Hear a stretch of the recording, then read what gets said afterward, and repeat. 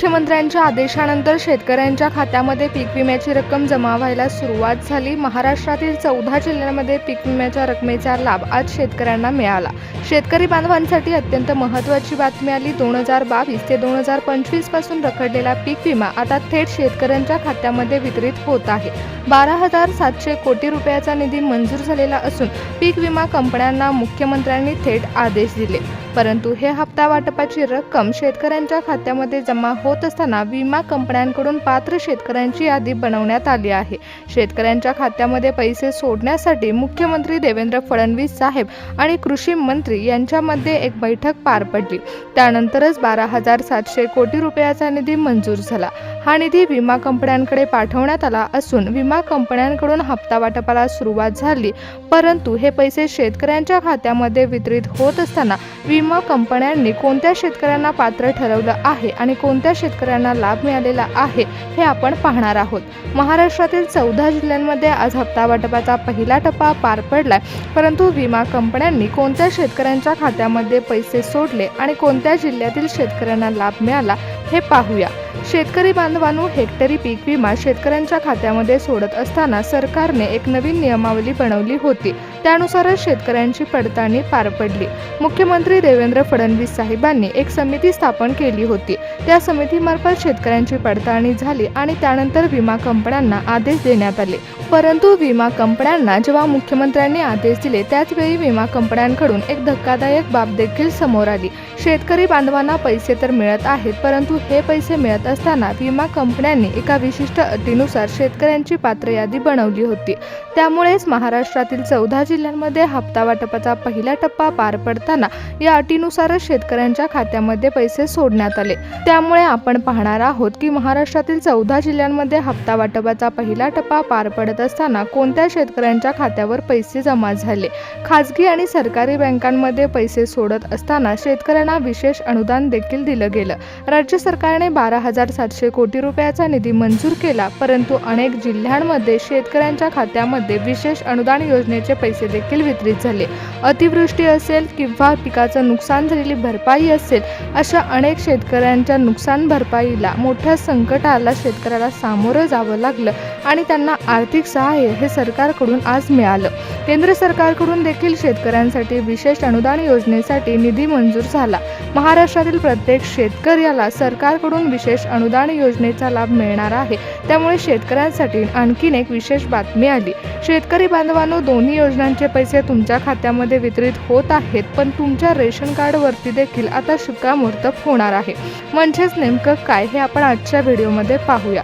कारण महाराष्ट्रातील प्रत्येक शेतकऱ्याच्या खात्यामध्ये पैसे जमा होत असताना आतापर्यंत फक्त बँक खातं महत्त्वाचं ठरत होतं, परंतु इथून पुढे तुमच्या खात्यामध्ये कोणत्याही योजनेचे पैसे जमा होण्यासाठी तुमचं रेशन कार्ड देखील महत्त्वाचं ठरणार आहे।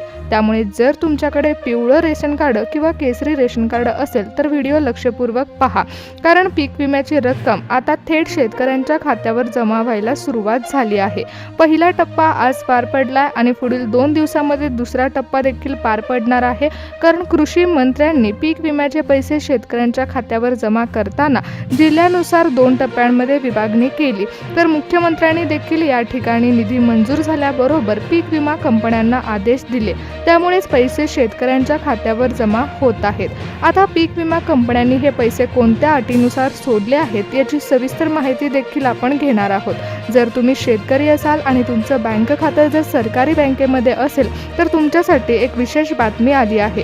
जसं कोणत्याही योजनांचे पैसे हे पोस्टामध्ये सर्वात आधी जमा होतात, त्याचप्रमाणे आता पीक विम्याची रक्कम महत्त्वाच्या 5 बँकांमध्ये जमा झाली आहे। त्यामुळे शेतकरी आनंदी झाले आहेत। त्याच बँकांची नावे देखील मी तुम्हाला सांगणार आहे। कारण 2022 ते 2025 पर्यंत रखडलेले सर्व हप्ते आता एकत्रित शेतकऱ्यांच्या खात्यावर जमा होत आहेत। ज्यामध्ये अतिवृष्टी असेल किंवा कोणत्याही गोष्टीमुळे शेतकऱ्यांचं नुकसान झालं असेल तर त्या सर्वाची भरपाई आता थेट शेतकऱ्यांच्या खात्यावर जमा होत आहे. एकदम मोठी रक्कम ही डायरेक्ट बेनिफिट ट्रान्सफरच्या माध्यमातून शेतकऱ्यांच्या खात्यावर जमा झाली आहे. पीएम किसान योजनेचे पैसे शेतकऱ्यांच्या खात्यावर मागील 2-3 आठवड्यामध्ये जमा झाले होते, परंतु आता शेतकऱ्यांच्या खात्यामध्ये मोठी रक्कम जमा होत असल्यामुळे शेतकरी खुश झाले. शेतकऱ्यांना प्रतीक्षा लागली होती, परंतु अखेर शेतकऱ्यांची प्रतीक्षा संपली. पीक विमा कंपन्यांनी जेव्हा शेतकऱ्यांची तपासणी केली त्यावेळी शेतकऱ्यांच्या आधार कार्ड नंबरवरून पोर्टलवरती शेतकऱ्यांच्या पिकांची नोंद झाली आहे. त्यामुळे शेतकरी बांधवांनो, आता तुमच्या खात्यावर पैसे जमा झाले आहेत, परंतु इथून पुढे तुमच्या खात्यावर जमा होणारे पैसे तुमच्या खात्यावर जमा होत असताना इतर हप्ते देखील तुमच्या पोर्टलवरून तुमचा अर्ज अप्रूव्ह झाल्यानंतर तुमच्या खात्यावर जमा होणार आहेत. त्यामुळे पीक विमा कंपन्यांनी लावलेली ही अट आता तर तुमच्या फायद्याची ठरली, परंतु ही अट इतर योजनांचे पैसे खात्यामध्ये जमा होण्यासाठी देखील तितकीच महत्त्वाची ठरणार आहे. कारण आता सरकार नियमावली बदलत आहे. नवीन आर्थिक वर्ष सुरू होते, त्यामुळेच मुख्यमंत्री देवेंद्र फडणवीस साहेब आणि कृषी मंत्री यांच्यातील झालेल्या बैठकीमध्ये नवीन नियमावली बनवण्यात आली. विमा कंपन्यांकडे निधी पाठवण्यात आल्याबरोबरच मुख्यमंत्र्यांनी पत्रकारांशी संवाद साधून पीक विमा वाटपाला सुरुवात झाल्याचं सांगितलं. परंतु त्यासोबतच हे पैसे तुमच्या खात्यावर जमा होत असताना तुमच्यासाठी इतर योजनांचे पैसे देखील जमा होण्यासाठी सरकार नवीन अटी लावत असल्याचं सांगण्यात आलं. आता तर शेतकऱ्यांना पीक विम्याची रक्कम मिळत आहे आणि त्यासोबतच विशेष अनुदान योजनेचा लाभ देखील मिळत आहे. परंतु या योजनांचा लाभ शेतकऱ्यांना देत असताना सरकारने कोणत्या अटीनुसार शेतकऱ्यांची पात्रता यादी बनवली आहे हे देखील जाणून घ्या. कारण महाराष्ट्रातील जवळपास 70% शेतकऱ्यांना यासाठी पात्र ठरवण्यात आलं आहे. त्यामुळे ही तर खुशखबरीची भाग आहे आणि आर्थिक सहाय्य मिळत आहे. केंद्र सरकारकडून देखील महाराष्ट्रातील शेतकऱ्यांसाठी विशेष अनुदान योजनासाठी निधी मंजूर करण्यात आला. त्यामुळे आपण सर्वात आधी जाणून घेऊयात की कोणत्या शेतकऱ्यांना पीक विम्याची रक्कम मिळालेली आहे आणि कोणत्या शेतकऱ्यांना विशेष अनुदान योजनेचा लाभ मिळाला. दोन्ही हप्ते शेतकऱ्यांच्या खात्यावर जमा होत असताना आज सरकारने पहिला टप्पा पार केला. त्यामुळे हप्ता वाटपाच्या पहिल्या टप्प्यामध्ये कोणते 14 जिल्हे पात्र ठरले हे देखील आपण जाणून घेणार आहोत. शेतकरी बांधवांनो, जर तुमच्याकडे पिवळं व केसरी रेशन कार्ड असेल आणि तुमचं आधार कार्ड तुमच्या बँक खात्याशी लिंक असेल तर लक्षपूर्वक ऐका. 14 जिल्ह्यांमध्ये हप्ता वाटपाचा पहिला टप्पा पार पडला. त्या जिल्ह्यांमध्ये सरकारने विशेष अनुदान योजनेचे पैसे देखील सोडले आहेत. मग कोणत्या शेतकऱ्यांच्या खात्यामध्ये पैसे जमा होणार आहेत हे देखील मी तुम्हाला सांगणार आहे. परंतु जर तुमच्याकडे रेशन कार्ड असेल तर तुम्हाला आणखीन कोणत्या योजनेचे पैसे मिळवता येणार आहेत याची देखील माहिती आपण आजच्या व्हिडिओमध्ये घेणार आहोत.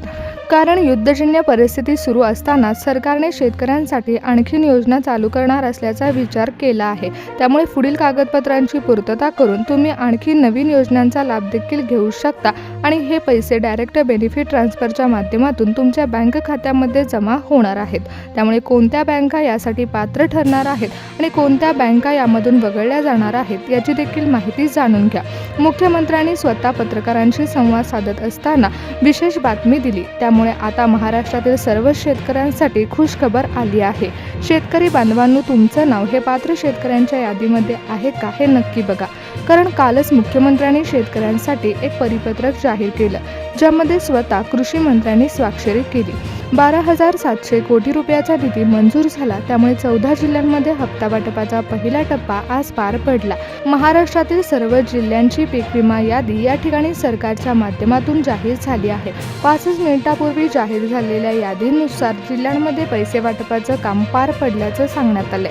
त्यामुळे ज्या जिल्ह्यांमध्ये जास्त शेतकरी आहेत अशा बीड जिल्ह्यांमध्ये शेतकऱ्यांना पीक विमा हप्त्याचा लाभ मिळाला. त्यानंतर यवतमाळ जिल्ह्यामध्ये देखील पीक विम्याची रक्कम शेतकऱ्यांच्या खात्यामध्ये जमा झाली. विशेष अनुदान योजनेचा बोनस छत्रपती संभाजीनगर जिल्ह्यामध्ये वितरित करण्याचा निर्णय मुख्यमंत्र्यांनी घेतला. अकोला जिल्ह्यामध्ये कृषी मंत्र्यांनी पीक विमा वाटपाचे पैसे सोडण्याचा निर्णय घेतला. अमरावती जिल्ह्यामध्ये शेतकऱ्यांना पैशाचा लाभ मिळाला.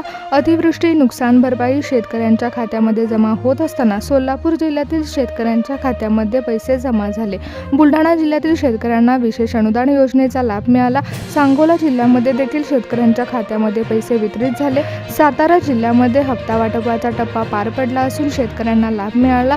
धुळे जिल्ह्यातील शेतकऱ्यांच्या खात्यामध्ये विशेष अनुदान योजना आणि पीक विम्याची रक्कम वितरित झाली. जळगावमध्ये देखील पैसे शेतकऱ्यांच्या खात्यामध्ये जमा व्हायला सुरुवात झाली. नांदेड, नागपूर आणि हिंगोली जिल्ह्यातील शेतकऱ्यांना देखील पीक विम्याच्या रकमेचा लाभ मिळालेला असून कृषी मंत्र्यांनी जाहीर केलेल्या परिपत्रकामध्ये जिल्ह्यांची यादी होती त्या जिल्ह्यांमध्ये हप्ता वाटपाचा पहिला टप्पा पार पडला.